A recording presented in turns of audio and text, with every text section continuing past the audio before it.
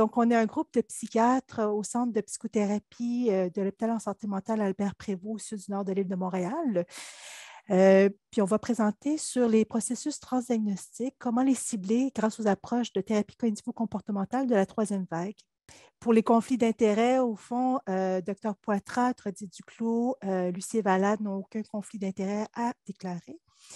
Dr Elie et moi-même sommes mentors au Center for Mindfulness Studies, donc on reçoit un salaire lorsqu'on supervise des étudiants qui veulent se certifier en MBCT, puis je reçois des droits d'auteur pour un livre que j'ai coécrit. Donc, la raison de ce symposium, c'est que comme psychiatre travaillant en première et en deuxième ligne, on rencontre souvent des patients qui présentent une comorbidité. Les comorbidités suivantes, anxiété, psychose, bipolarité, trait de personnalité, usage de substances, dépression, maladies physiques, et qu'on veut offrir un traitement selon les données probantes à nos patients. En plus de la médication, aussi une psychothérapie basée sur des données probantes. Puis on sait que la TCC et les approches de la troisième vague sont bien validées, efficaces, efficientes pour le traitement des troubles mentaux. Que des protocoles ont été développés pour traiter la plupart des troubles mentaux qu'on rencontre, démontrés par des études cliniques qui sont citées dans les énoncés de pratique. Par contre, la comorbidité est plutôt la règle que l'exception. Donc, les patients qu'on rencontre ont toutes ces comorbidités et ont des présentations hétérogènes qui font que, selon les études, ils pourraient être exclus finalement du traitement. Dans les dernières années, pour contrer ce problème-là, des protocoles transdiagnostiques ont été développés pour la TCC et pour les approches de la troisième vague, comme par exemple ACT.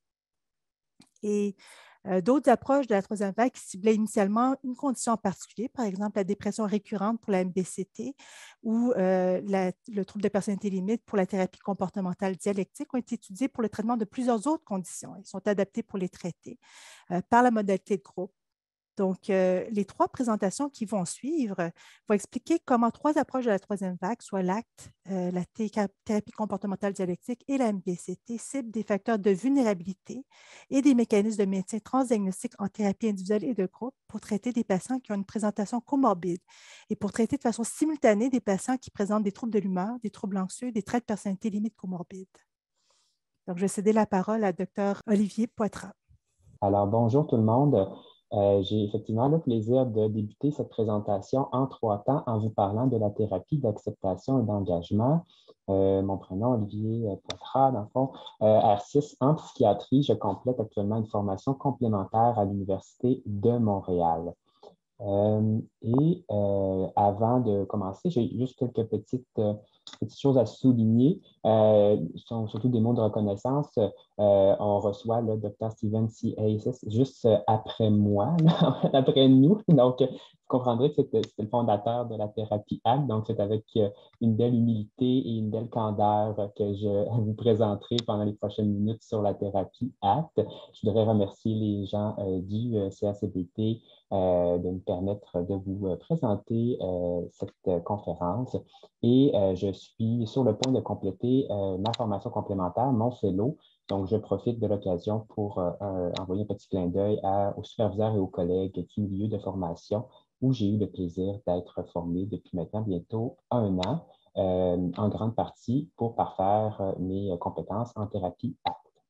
Alors, aujourd'hui, les objectifs qu'on va partager en fait, dans ma sous-section seront que le participant, à la fin de la rencontre, sera en mesure de décrire les fondements de la thérapie ACT, de reconnaître la nature transdiagnostique de la flexibilité psychologique, notamment son applicabilité pour des populations variées, et aussi identifier des opportunités pour intégrer la thérapie ACT dans la pratique clinique. Et pour ce faire, on a un plan en 4 temps. Donc, je vais vous parler du modèle théorique, de l'approche transdiagnostique en elle-même, des certaines applications cliniques et un partage expérientiel pour conclure. Alors, sans plus attendre, je trouvais important de vous présenter 2 grands piliers qui caractérisent la thérapie ACT, au-delà des facteurs communs qu'on pourrait retrouver avec la tradition TCC, le tout pour bien situer la nature transdiagnostique du modèle. Et je vais tenter là, tout de suite là, de vous résumer une théorie qui est souvent perçue comme plutôt complexe en 1 ou 2 minutes. Donc, vous comprendrez qu'il s'agit ici d'un survol.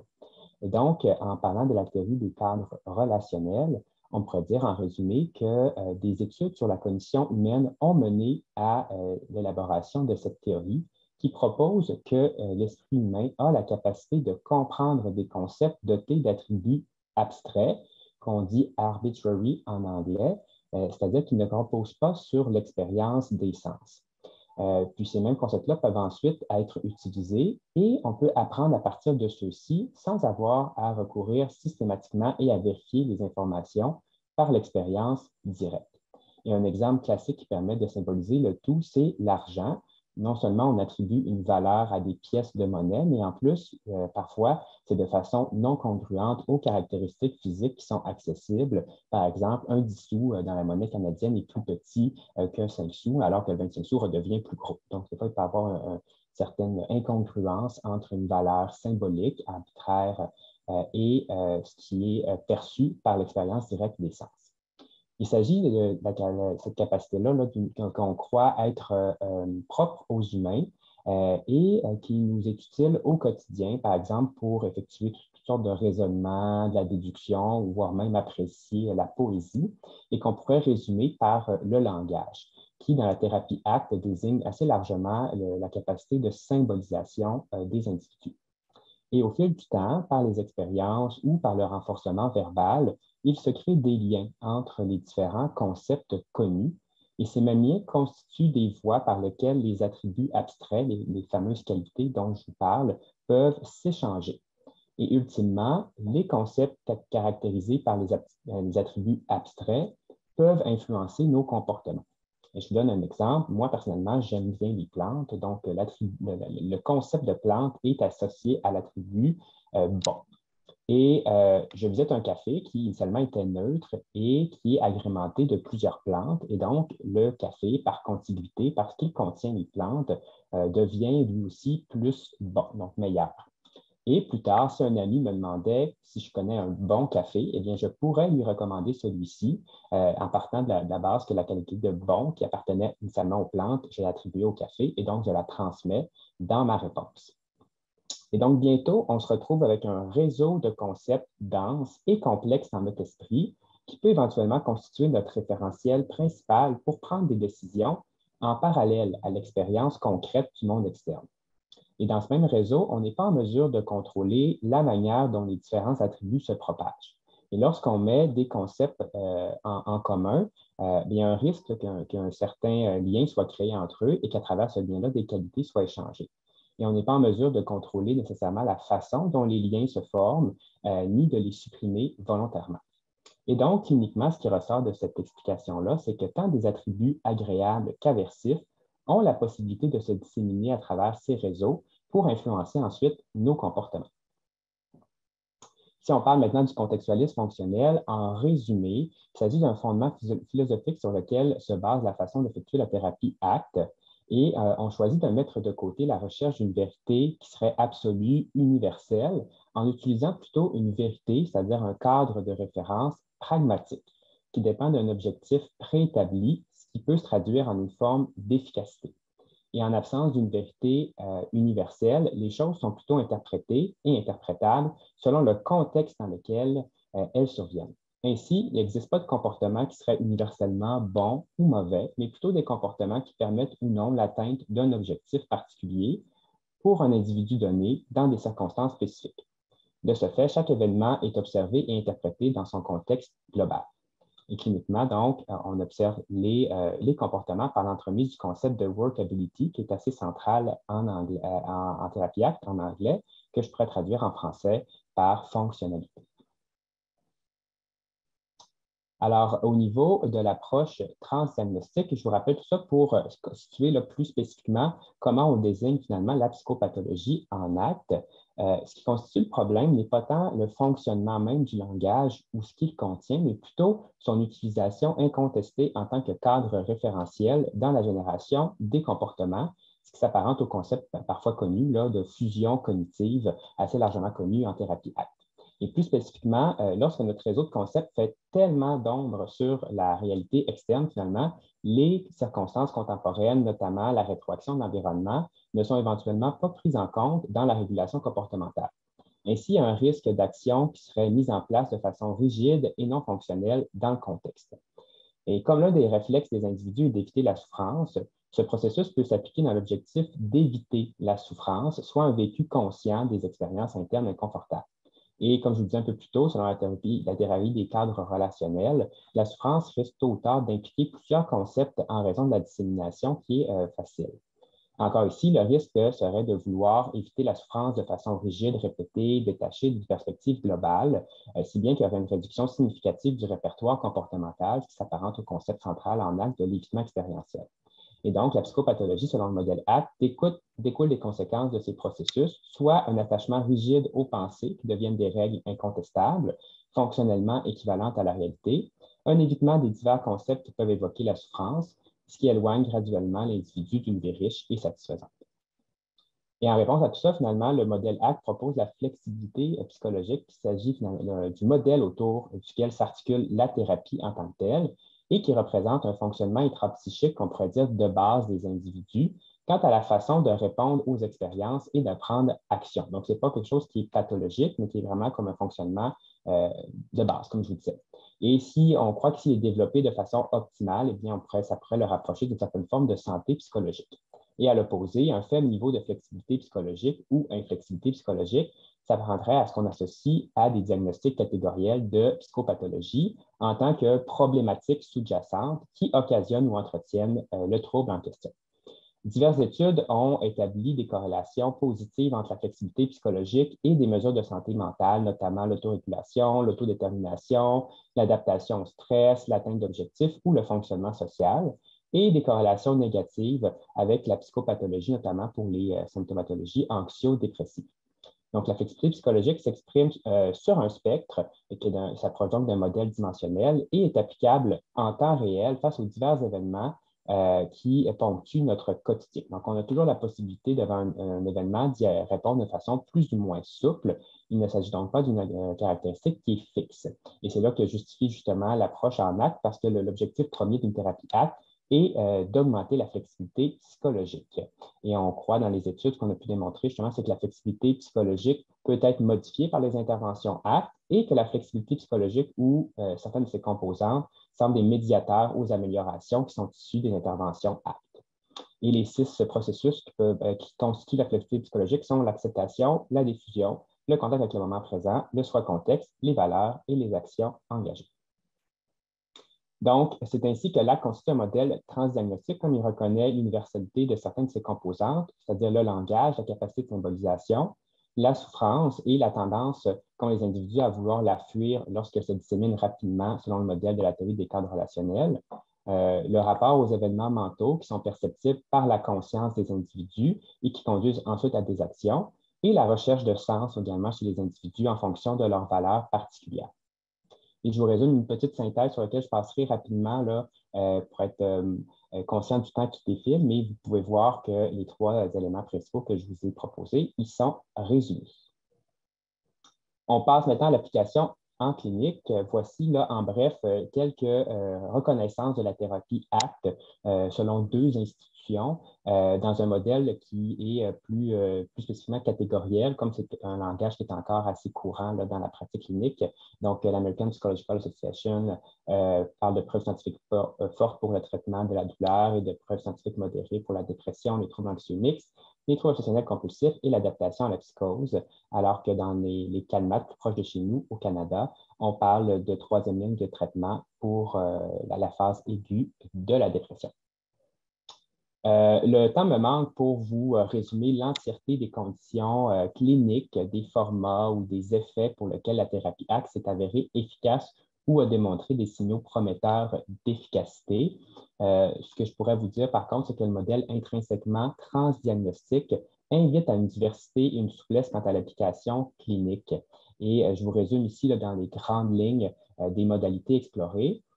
Puis vous retrouverez là, les références, évidemment, à la fin de ma diapo si vous souhaitez là, vous intéresser à certains éléments en particulier. Donc, la thérapie ACT est étudiée pour des populations cliniques, non cliniques, avec des problématiques de santé mentale ou physique, et ou physique, des présentations aussi avec de la comorbidité, dans des modalités de groupe, des interventions brèves, il y a des données émergentes aussi pour les interventions numériques ou d'auto-soins. Et souvent, les études vont s'intéresser, oui, à l'impact sur leur flexibilité psychologique, à des indices là, de santé ou de fonctionnement, et aussi à la réduction des symptômes, ce qui est plus classiquement là, étudié dans les modèles médicaux.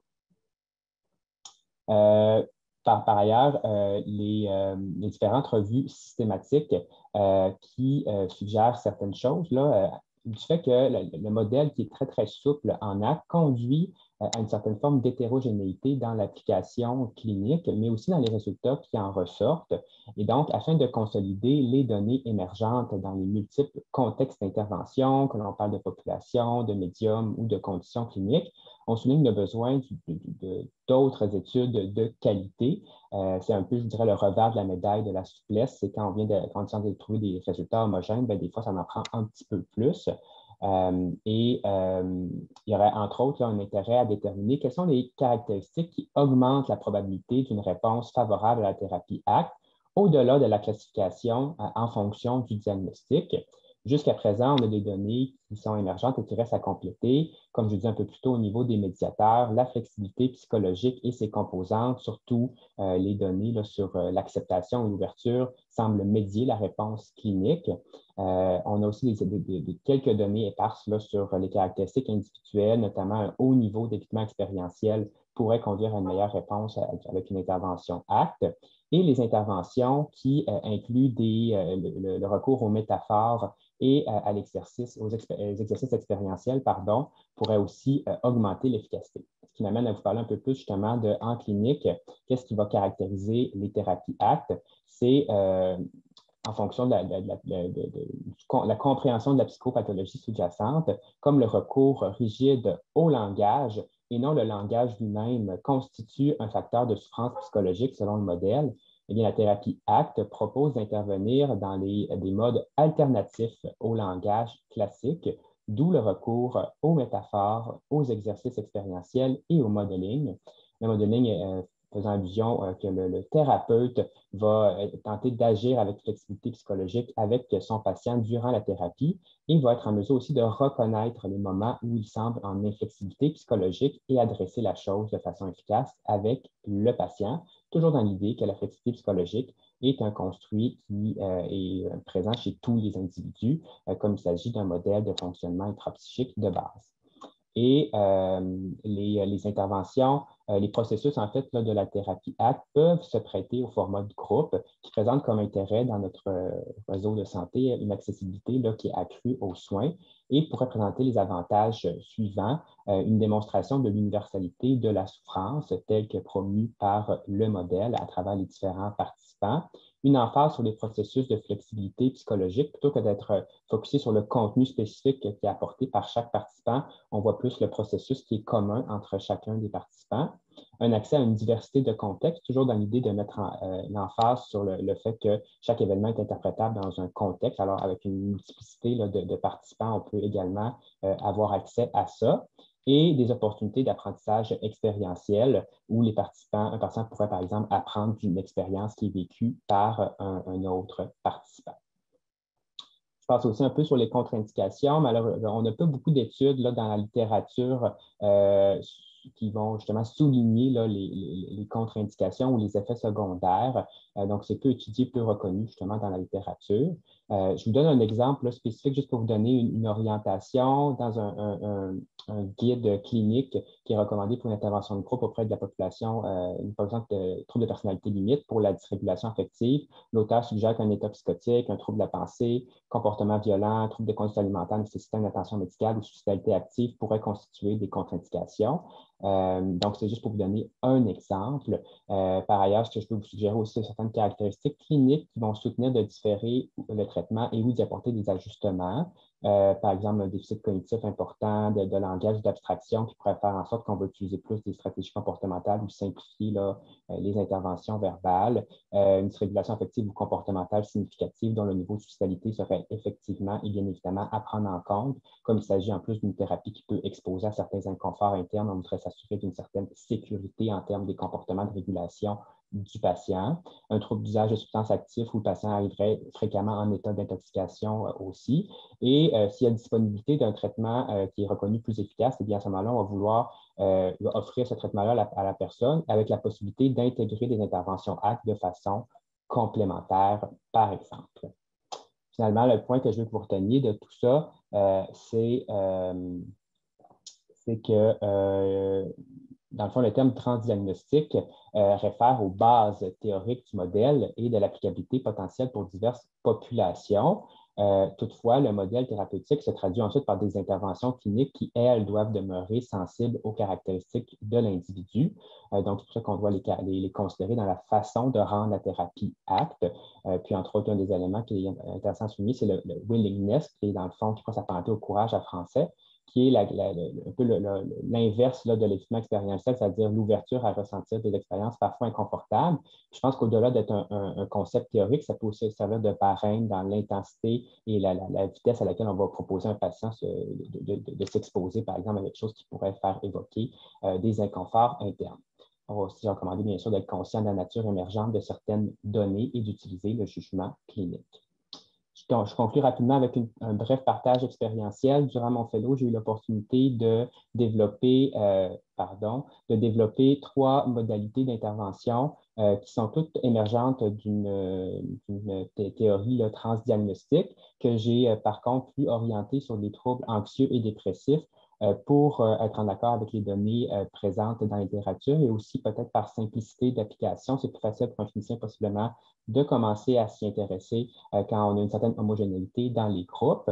Vous pouvez voir là, les caractéristiques qui sont présentes dans le tableau et la démarche d'auto-soin est disponible en ligne. Je recommande toutefois que les gens qui vont la suggérer à leurs patients effectuent eux-mêmes la démarche pour voir à quoi ça a l'air et s'assurer évidemment d'avoir un minimum de connaissances et d'aisance pour appliquer la thérapie acte parce que ça devient une démarche qui est guidée, donc où le patient va référer à son thérapeute principal en cas de questions ou de problématiques.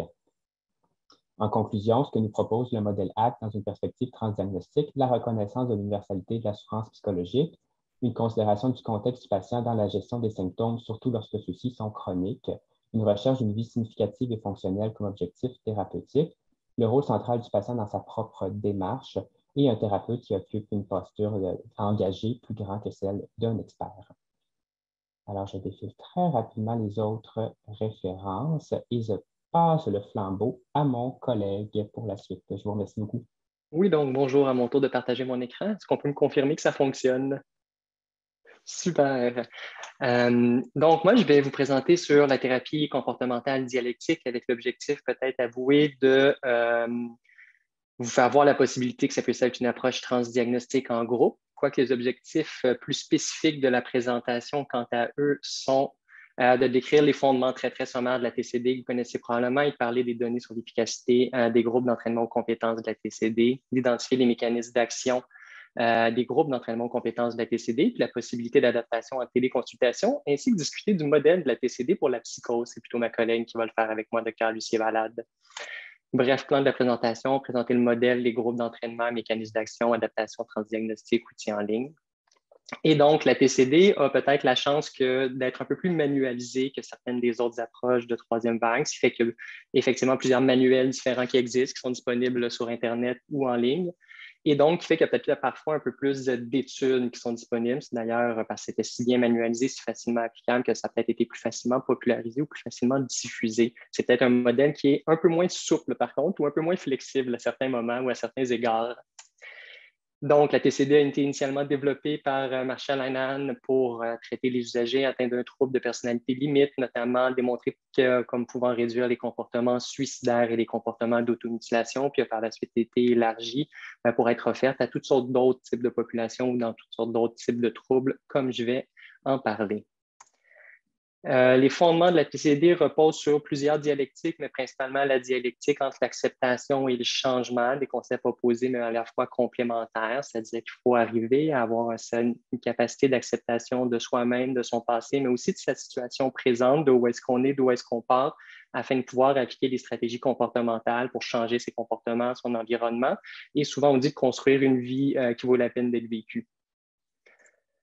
Le modèle, l'idée au cœur de la TCD, c'est d'adresser la dysrégulation émotionnelle au sens large, si on veut, qui découle d'un dysfonctionnement biologique dans le système de régulation des émotions qui interagit avec un environnement invalidant, Donc, par environnement invalidant, on entend un environnement qui va peut-être communiquer que les émotions vécues par la personne dans son jeune âge ou actuellement sont pas valides, bizarres, fausses, mauvaises, ou qui va ignorer certaines réactions émotionnelles, rien faire pour l'aider, ce qui va parfois encourager une escalade d'expression d'émotions négatives ou intenses, tout en reconnaissant qu'en même temps, il y a certains individus qui ont des émotions qui sont plus intenses, qui sont plus fortes, qui sont plus durables et qui ont un dysfonctionnement qui aurait qu'une base biologique. On n'est pas tous égaux face à l'intensité des différentes émotions qu'on ressent. Et donc, à la base de cette dysfonction-là, il y a le concept de vulnérabilité émotionnelle. Donc, c'est l'idée que différents individus exposés à une même situation, un même stresseur, manquer l'autobus ou quelque chose de plus grave, ne vont pas réagir avec des émotions pareilles. Certaines personnes vont avoir des émotions qui vont arriver alors qu'ils l'ont presque manqué et n'ont pas encore tout à fait manqué, ou ça va arriver un peu plus tôt, vont réagir plus fortement, vont avoir soit de la colère, soit de l'anxiété qui va être plus forte, qui va durer plus longtemps avant de revenir à l'état d'équilibre, puis ça peut prédisposer à ce qu'il y ait une escalade d'émotions intenses et parfois l'utilisation de stratégies mal adaptées de régulation des émotions qui peuvent avoir des conséquences comme les comportements autodommageables. Au fond, la TCD a été particulièrement étudiée dans des premières études randomisées contrôlées de Marshall Hahnemann en 90 qui démontraient moins d'actes suicidaires, moins de jours hospitalisés, moins d'abandon au traitement pour les usagers qui avaient un trouble de personnalité limite. Il y a eu plusieurs autres études randomisées contrôlées. Eux rapportent 27 études randomisées contrôlées sur le modèle de la TCD complète, 15 sur les groupes d'entraînement aux compétences de la TCD spécifiquement. Et ce modèle-là a fait d'ailleurs l'objet de revues systématiques selon la méthodologie Cochrane, dont la plus récente en 2020, qui concluait que la TCD semble plus efficace que le traitement habituel pour réduire la gravité du TPL, l'automutilation et améliorer le fonctionnement psychosocial, ce qui est en fait une conclusion plutôt positive pour une revue Cochrane. Dans la même ordre d'idée, il y en avait une autre en 2012 qui montrait que c'était principalement la principale approche la plus étudiée pour le trouble de personnalité limite. Au fond, un bref rappel pour dire qu'il y a plusieurs composantes à la TCD complète. Il y a la thérapie individuelle hebdomadaire, les réunions d'équipe hebdomadaires, les groupes d'entraînement aux compétences de la TCD, les consultations entre les séances ou la disponibilité d'urgence du thérapeute principal, puis des séances familiales ou de gestion de cas au besoin, ce qui est un modèle complet, mais difficilement applicable peut-être dans le contexte de notre réseau public avec les ressources plutôt limitées qu'on peut avoir. Et c'est pour ça que c'est peut-être un peu plus facile de voir une application plus rapide et concrète, principalement des groupes d'entraînement aux compétences de la TCD, qui, au fond, regroupent à l'intérieur de 4 modules les compétences d'acceptation, de pleine conscience, de tolérance à la détresse, et les modules de stratégie de changement, les modules de régulation des émotions et d'efficacité interpersonnelle. Puis au sein de chacun de ces modules-là, il y a différentes compétences qui sont présentées au cours des groupes que je passe rapidement. Au fond, les groupes d'entraînement aux compétences de la TCD ont été démontrés efficaces pour différents troubles. Troubles de personnalité limite, oui, troubles dépressifs, troubles bipolaires, hyperphagie, boulimie, TDAH, dysrégulation émotionnelle avec anxiété ou symptômes dépressifs simplement. La plus récente revue systématique en 2021 qui a évalué l'efficacité des groupes d'entraînement au TCD pour différents types de troubles, a regroupé 31 études différentes qui évaluaient l'efficacité pour un peu ce que je viens de dire précédemment. Puis dans la majorité de ces études-là, 26 des 31 études montraient une amélioration pour au moins une des issues, symptômes dépressifs, symptômes anxieux, symptômes de troubles des conduites alimentaires. Par une proportion avait des groupes avait un groupe contrôle, une proportion n'en avait pas. Puis au fond, plus il y a d'études sur la TCD, plus revient le concept de régulation émotionnelle pour adresser, si on veut, la dysrégulation émotionnelle, qui est un concept qui a été étudié dans la moitié de ces études-là et qui s'améliorait dans 14 des 16 études. Et c'est un peu ce concept-là ou ce construit-là de régulation émotionnelle qui se retrouve à l'intérieur de différents troubles, peu importe le type d'émotion, il y a toujours des difficultés de régulation des émotions qui reviennent. Il y a plusieurs construits différents. Celui qui est le plus utilisé dans les études portant sur la TCD, celui de Gratz et Romer, qui a été développé en 2004 et pour lequel ils ont développé un outil d'évaluation, ce qui peut expliquer qu'ils sont un peu plus utilisés. Ça ne veut pas dire qu'il est nécessairement plus parfait ou plus exact qu'un autre, mais qui définit quand même la régulation émotionnelle comme étant une capacité de reconnaissance, de compréhension et d'acceptation des expériences émotionnelles, avec l'habileté de s'engager dans des comportements dirigés vers un but et d'inhiber les comportements impulsifs lors de l'expérience d'émotions négatives, quelque chose d'un peu similaire avec l'idée de tolérer des inconforts afin d'atteindre des objectifs qu'on valorise. L'utilisation flexible de stratégies appropriées à la situation qui modulent l'intensité ou la durée des réponses émotionnelles. et la volonté de faire l'expérience d'émotions négatives dans le cadre de la poursuite d'activités significatives dans la vie, ce qui regroupe dans le fond effectivement les principes d'acceptation et de changement. Ensuite, justement, il y a eu une revue systématique qui a voulu évaluer un peu l'utilisation de la régulation émotionnelle comme processus transdiagnostique en soi, qui a regroupé 67 études, qui utilisait plusieurs approches psychothérapeutiques, la TCC, de la TCD, le RT, la MBCT, puis qui évaluait s'il y avait une amélioration des processus de régulation émotionnelle, indépendamment un peu du trouble étudié. 67 études différentes, la majorité démontraient une diminution d'utilisation de stratégies mal adaptées ou une diminution de la dysrégulation émotionnelle, et ce, peu importe comment était formellement évaluée, si on veut, la régulation émotionnelle, parce qu'il y a plusieurs construits différents, peu importe l'approche thérapeutique utilisée, peu importe le trouble visé par le traitement, avec comme objectif, au fond, comme conclusion, de démontrer que la régulation émotionnelle était un processus transdiagnostique qui pouvait être ciblé par différentes formes de thérapie. Ensuite, il y a eu une étude qui a porté spécifiquement sur l'effet des groupes d'entraînement aux compétences de la TCD sur la régulation émotionnelle, qui regroupait 136 usagers avec multiples diagnostics différents, et qui a montré que chacun des 4 modules, indépendamment, améliorait la régulation émotionnelle selon le construit de Gratz et Romer. Dans le fond, ce n'est pas juste le module de régulation émotionnelle qui améliore la régulation émotionnelle, mais aussi les modules de pleine conscience, les modules de tolérance à la détresse et d'efficacité interpersonnelle. Au fur et à mesure que c'est élargi l'offre, je dirais, de TCD pour différents troubles, il y a eu un modèle qui a été développé de groupe d'entraînement aux habiletés et aux compétences de la TCD transdiagnostique, le modèle développé par NISQ en 2014 qui a été publié et que Dr. Ngo a développé et offre depuis de nombreuses années maintenant à la clinique externe. C'est un exemple un peu des différentes compétences les plus pertinentes, les plus utiles qui ont été ciblées pour être inclus dans ces groupes-là. Il existe par ailleurs de multiples adaptations de la TCD pour différents troubles, pour le trouble d'usage, trouble des conduites alimentaires avec exposition prolongée pour le trouble de stress post-traumatique, ou même maintenant la Radically Open DBT qui adresse davantage les comportements plus internalisés pour les enjeux de personnalité du groupe A ou du groupe C. Je cède maintenant la parole à ma collègue Dr. Lucie Valade pour vous parler des adaptations justement de la TCD aux troubles psychotiques. Oui. Alors, merci. Alors, pour les fins observateurs, vous aurez remarqué que les troubles psychotiques ne figuraient pas dans les belles diapositives de Dr. Trottier-Duclos. Effectivement, la littérature est très pauvre sur le sujet. On a peu de données. Cependant, on sait que la TCD est utilisée dans les populations psychotiques et je veux un peu vous présenter la rationnelle derrière cette décision-là.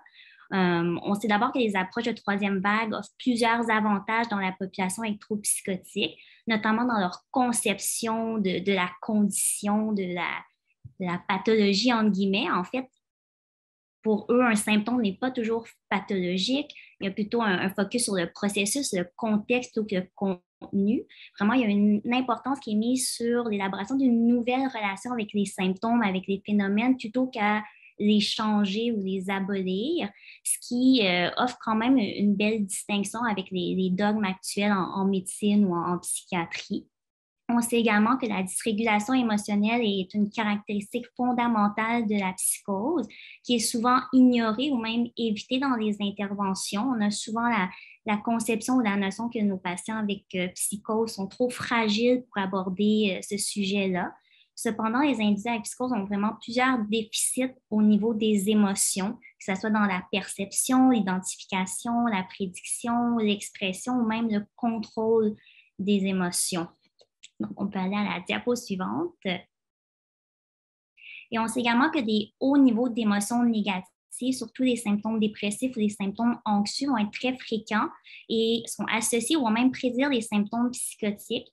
Notamment la paranoïa. Il y a une étude qui démontrait que suite à un affect négatif, dans les 180 minutes d'après, on avait vraiment une bouffée délirante de persécution dans ces populations à risque. On sait également que les patients avec psychose vont ressentir plus d'émotions négatives quand ils sont face à un stimulus qui est neutre ou même un stimulus qui est positif. Au niveau de leur stratégie de régulation des émotions, on sait aussi qu'ils vont surutiliser des méthodes moins adaptées comme la suppression expressive et moins utiliser des méthodes plus adaptées comme la régulation cognitive. Donc, pour toutes ces raisons, il y a des études qui commencent à se faire sur l'emploi de la TCD dans la population avec troubles psychotiques qui sont résumées dans la diapo suivante. Donc, comme vous le voyez, elle n'est pas très chargée. On a en fait très peu d'études et je vous dirais qu'il y a très peu de protocoles qui sont adaptés. En fait, ce qu'on a, c'est qu'ils ont utilisé la TCD classique dans des populations qui n'étaient pas exclusivement psychotiques, mais qui avaient des comorbidités au niveau de la psychose. Je vous les résume là, par défaut de temps, je vais vous résumer les grandes lignes. En fait, c'était efficace. Cependant, je voudrais qu'on n'arrivait pas à d'établir là, vraiment de conclusions parlant, étant donné qu'on avait des N très petits. Comme vous voyez, là, il y a un N qui est égal à 7, donc c'est sûr que c'est difficile de tirer des conclusions à ce niveau-là. Cependant, ça démontrait quand même qu'il y avait une amélioration au niveau de la régulation des émotions. Et il y avait une étude qui avait cette fois-ci été adaptée pour les patients avec psychose qui, elle, suggérait que c'était beaucoup plus efficace quand les symptômes psychotiques n'évoluaient pas depuis longtemps. Donc, assez intéressant quand on pense à tous les programmes qui existent actuellement pour les premiers épisodes psychotiques. Donc, ça pourrait être une intervention à ajouter. Donc, collectivement, ces données suggèrent que les disques de régulation des émotions, c'est vraiment une partie significative de la psychose et que la thérapie de la TCD pourrait être possible et bénéfique pour ces gens-là. Donc, ça clôt la partie sur la psychose. Et j'enchaîne donc sur une petite parenthèse sur les applications en téléconsultation de la TCD, parce que ça a été beaucoup mis de l'avant dans les dernières années. La dernière revue sur la place de la téléconsultation pour la TCD, spécifiquement en 2021, concluait qu'il n'y avait pas suffisamment de données pour conclure, parce que tous les outils de téléconsultation avaient surtout été utilisés pour les contacts entre les séances et non pas pour les séances de thérapie ou les séances de groupe. Par contre, avec les circonstances récentes de la pandémie, mais la dispensation de groupe a été inévitable en utilisant des médiums de téléconsultation. C'est devenu la seule option pour pouvoir les offrir. Puis la littérature récente suggère, mais les données commencent à émerger suite à ces adaptations-là, que l'utilisation de la téléconsultation en TCD spécifiquement pourrait aider à améliorer l'assiduité au suivi en rendant plus accessibles les différentes interventions, si on veut. Dans cette perspective-là, je vous partage un site qui a été développé par mes collègues, Dr. Ringo et Dr. Lucie Valade, qui regroupe justement un résumé des différents outils de la TCD, des différents modules, puis qui allie une panoplie de médiums d'information, ce qui fait que ça peut être plus accessible pour les différents usagers. Fait que oui, du texte, des figures, mais un podcast qui a été effectué par Mme Massé, une de nos collègues qui travaille avec nous à la clinique, ainsi que des vidéos qui expliquent les différents outils, qui se donnent un support aux différentes approches offertes plus formellement en TCD.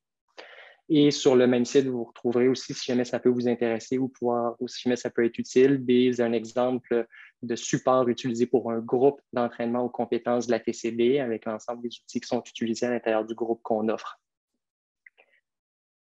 Je passe rapidement sur les références et je cède la parole à ma collègue, Dr. Élie. C'est gentil de rester avec nous, même s'il fait beau, même s'il fait chaud. En tout cas, ici à Montréal, on l'apprécie. Pour vous parler de l'aspect transdiagnostique, l'application de la MBCT, qui est la thérapie cognitive basée sur la pleine conscience. Alors, c'est une présentation qu'on a préparée ensemble, Dr. Ngo et moi. On est toutes les deux psychiatres depuis un certain temps, puis on est toutes les deux mentors au Center for Mindfulness Studies à Toronto. Dans les quelques minutes qu'on a, on va parler très rapidement du modèle de la MBCT. On va regarder un peu la littérature là-dessus et la littérature par rapport aux indications transdiagnostiques de MBCT. On va faire un survol des mécanismes d'action. On va voir déjà que certaines adaptations du groupe de MBCT ont été faites pour une population transdiagnostique, puis on va nous aussi finir avec les outils en ligne.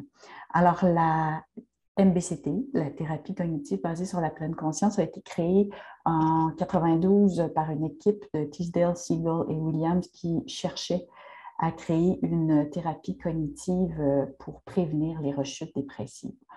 Ils se sont basés sur le modèle d'activation différentielle de Teasdale qui, en fait, veut que, c'est un modèle théorique qui veut qu'un individu qui aurait eu un épisode dépressif antérieurement va plus facilement recontacter la spirale de la dépression avec pensées dépressogènes, lourdeur, émotions, de tristesse.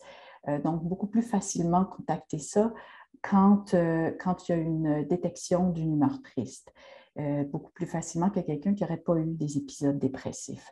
J'ai mis le TED Talk de Zindel Siegel dans le bas de la diapo parce que c'est vraiment une histoire super fascinante. C'est 20 minutes bien passées si vous voulez savoir exactement comment tout ça a été mis sur pied. Gardons en tête que la MBCT, c'est 8 rencontres de 2h30 avec entre 12 et 20 participants. Que bien sûr, il y a beaucoup de pratiques de pleine conscience intégrées, environ au moins 35 minutes par rencontre. Il y a aussi des exercices de thérapie cognitive avec la psychoéducation et bien sûr, des pratiques à domicile qui sont fortement suggérées pour qu'il y ait en fait effectivement là, des éléments appris de pleine conscience, d'action ciblée qui vont entraîner là, différentes choses qu'on va voir un petit peu plus loin versus une rechute dépressive. Pardon. Alors, les études, elles sont nombreuses pour ce qui est de la MBCT et les rechutes dépressives. Une super méta-analyse de Kuiken en 2016 et puis une autre plus récente en 2021 démontre que, en fait, oui, il y a nettement une diminution du nombre de rechutes et puis il y a aussi des fois une augmentation du temps à la prochaine rechute dépressive chez les gens qui ont fait le programme de MBCT. En fait, tellement, je dirais, de preuves, on passe vite là-dessus, mais que c'est maintenant bien intégré dans notre CANMAT. Depuis 2016, la MBCT est une approche de première ligne pour le maintien de la rechute dépressive et de deuxième ligne pour la phase aiguë de la dépression. Maintenant, bien sûr, la MBCT a été étudiée dans plein d'autres pathologies, dans plein d'autres réalités psychiatriques, dans des types de dépression, mais aussi pour ce que vous voyez là, on n'aura pas le temps de faire le tour de tout ça, mais la maladie bipolaire, le TOC, le TSPT. En fait, pour ce qui est du trouble d'anxiété généralisée, chose importante peut-être à souvenir, Dr. Ngo et moi, on donne l'approche telle que ça a été, je dirais, modifié par le Center for Mindfulness Studies de Toronto, et puis on intègre clairement la psychoéducation de la dépression, mais aussi du trouble anxieux. Donc, ça se fait côte à côte. Ces deux diagnostics-là sont abordés dans ces 8 semaines. La personnalité borderline, les douleurs chroniques, la psychose, un petit peu moins, mais quand même, et l'hypocondrie et le retard mental. Donc, il y a des études quand même nombreuses sur d'autres diagnostics que la dépression récurrente. Et il y a plus dernièrement, là, depuis 2015, eu quand même des revues systématiques qui ont démontré une tendance vers ce qu'on pense être des mécanismes d'action efficaces pour ce qui est de diminuer les rechutes dépressives puis diminuer les symptômes dépressifs. D'abord, la pleine conscience. C'est assez logique de penser ça, mais d'être curieux, ouvert à ce qui se passe maintenant, au moment présent, ça a un impact sur la prévention de la rechute. Vous pouvez certainement dépresser, vous pouvez certainement imaginer son impact aussi sur d'autres pathologies en psychiatrie. Si on est capable de diminuer les ruminations et les inquiétudes, on peut voir l'efficacité aussi dans d'autres pathologies. La réactivité cognitive, elle est aussi diminuée. C'est un des mécanismes d'action qui est reconnu comme identifié dans la MBCT. Et puis, entre autres, la distanciation, hein, prendre une perspective, un petit pas de côté par rapport à ce qui peut se passer au niveau des pensées, des émotions. Et puis d'autres choses qu'on va juste survoler, comme la compassion pour soi et d'autres éléments qu'on n'aura pas le temps de voir aujourd'hui. Donc, beaucoup de mécanismes d'action qui sont maintenant, je dirais, plus identifiés, plus facilement identifiés dans la MBCT. Il reste quand même des études à faire là-dessus. Fait qu'on va regarder rapidement. Certaines études se sont penchées sur des entités cliniques particulières là, en psychiatrie. On a ici la MBCT pour les patients suicidaires, qu'il y a même eu un format qui s'appelle la MBCT-S par tous ces auteurs. Bien sûr, ce qu'il faut garder en tête, c'est que quelqu'un qui serait extrêmement suicidaire et en crise, ça serait difficile pour lui d'intégrer un groupe, surtout s'il n'y a pas de suivi individuel. Mais pour ces groupes de gens-là qui ont des idées suicidaires, il y a des modifications qui ont été faites de, par exemple, avoir des attentes réalistes, de se faire un net plan d'action en cas de crise suicidaire, une liste de contacts. Et bien sûr, hein, on sait que les pratiques peuvent être parfois plus longues, les pratiques de méditation, j'entends, dans cette approche-là, on va faire des pratiques plus courtes, on va faire plus de pratiques en mouvement, puis on ne va pas hésiter à parler des idées suicidaires.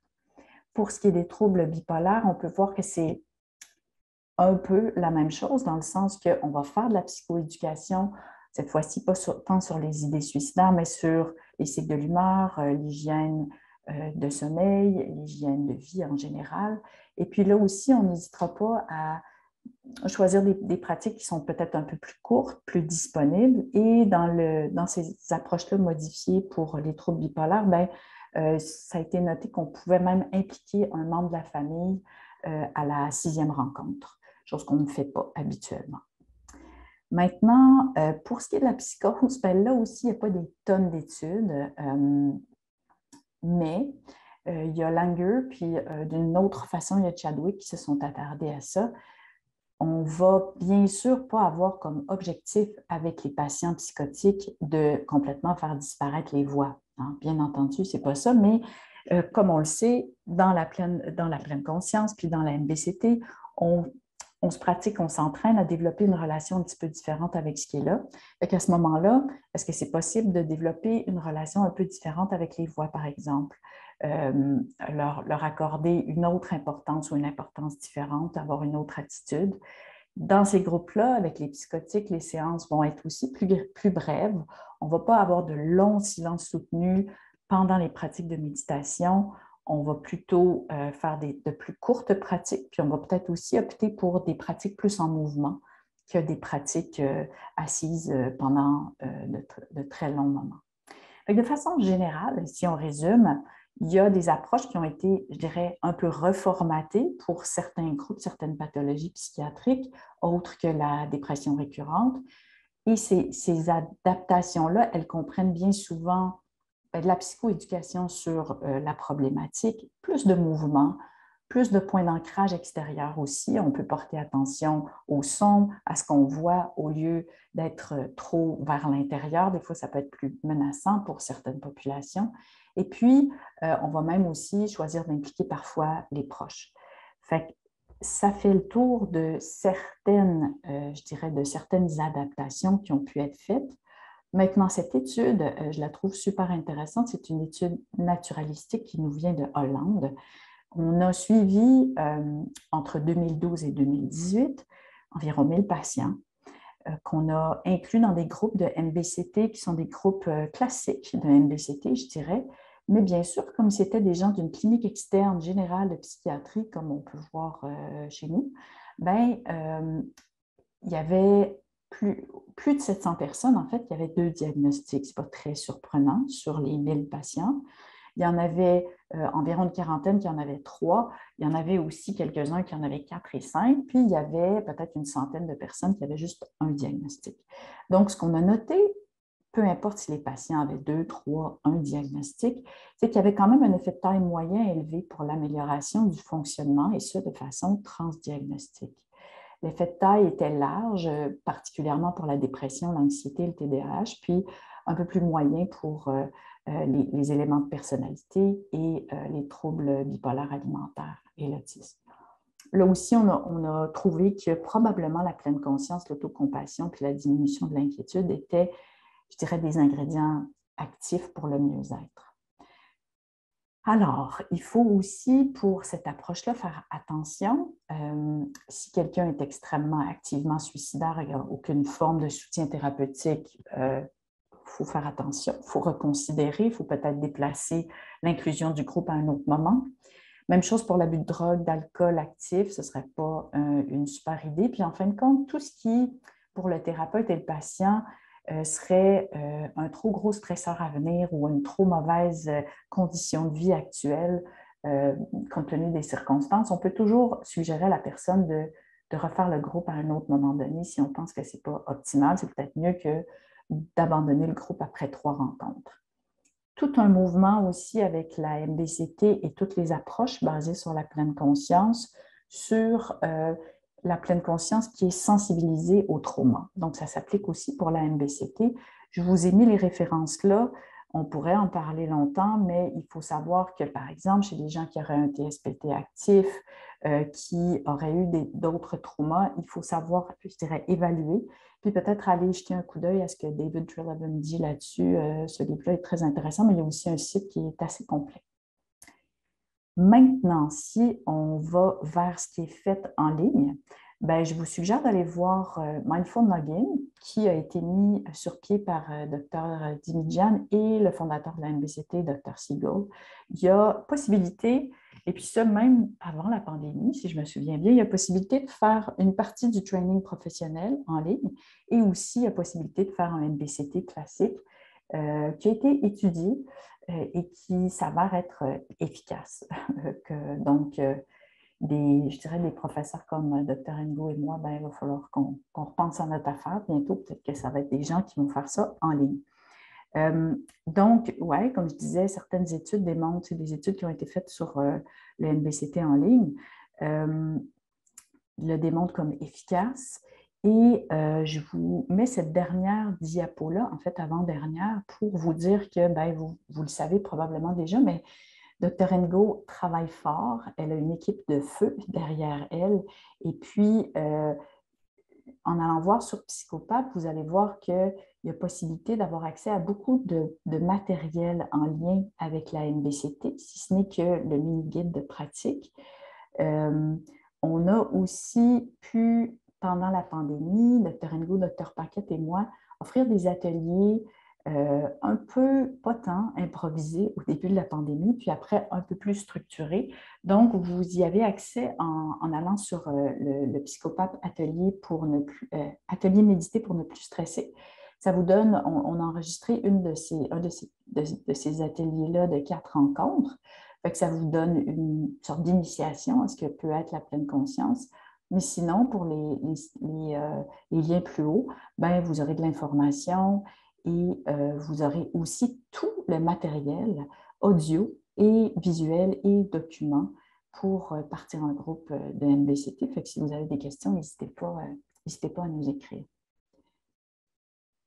Alors, j'y vais avec le mot de la fin qui sera rapide, ne vous inquiétez pas. Merci à tous d'être encore ici, malgré que c'est un beau vendredi ensoleillé. En fait, vous comprendrez que c'était un survol. Il y a eu des choix déchirants à faire sur quoi vous présenter, sinon on sera encore ici à Noël. Je dirais que ce que je trouve fascinant, comment que les approches de troisième vague, c'est à quel point elles sont contemporaines. Je ne veux pas utiliser le terme à la mode, mais en fait, au goût du jour, particulièrement avec nos populations qui deviennent de plus en plus empowered, ce qui est extraordinaire. Justement, là, cette semaine, je négociais avec un patient sur les termes de son hospitalisation et il me disait ben, pourquoi on hospitalise les gens. Alors moi, je réponds ben, pour des troubles psychotiques, des troubles dépressifs, des troubles anxieux. Puis bon, évidemment, mon approche catégorienne ne lui a vraiment pas plu. Et là, il me dit ben, vous employez des euphémismes pour reprendre ces termes. La vraie réponse, docteur, c'est que les gens souffrent. Puis je pense que c'était vraiment la meilleure citation pour cette présentation. Donc, j'étais bien heureuse qu'il m'a dit. Je me suis aussi dit, je vais peut-être le référer à Dr. Poitras, ça va être un meilleur fit. Mais effectivement, la troisième vague est davantage centrée sur les processus psychologiques qui maintiennent les difficultés plutôt que la catégorie de la difficulté elle-même.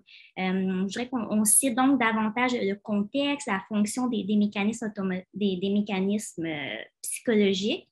Les processus du changement deviennent donc, je dirais, un point plus central que la symptomatologie. Dès lors, on tombe dans le transdiagnostic. Je pense que mes collègues ont bien démontré là, à ce niveau-là tous les processus transdiagnostiques derrière les approches présentées, que ce soit ACT, que ce soit la TCD ou la MBCT. Je pense que ça ouvre quand même, là, on sait qu'il y a plusieurs études qui sont encore à faire pour clarifier un peu justement à quelle population ces études-là, ces approches en fait plutôt s'adressent, surtout quand on parle des groupes transdiagnostiques. Il faudrait clarifier les populations à inclure, à exclure, voir quel niveau d'hétérogénéité on peut tolérer dans les groupes, puis voir un peu sur quelle base former ces groupes-là. Si on ne se base plus sur les diagnostics, alors sur quels critères on va se baser? Comment identifier les processus transdiagnostiques? Donc, ça ouvre vraiment la porte à plusieurs réflexions, mais je voudrais aussi à plusieurs questions. Alors, si vous en avez, n'hésitez pas à nous les dire. Je pense qu'il nous reste quelques minutes.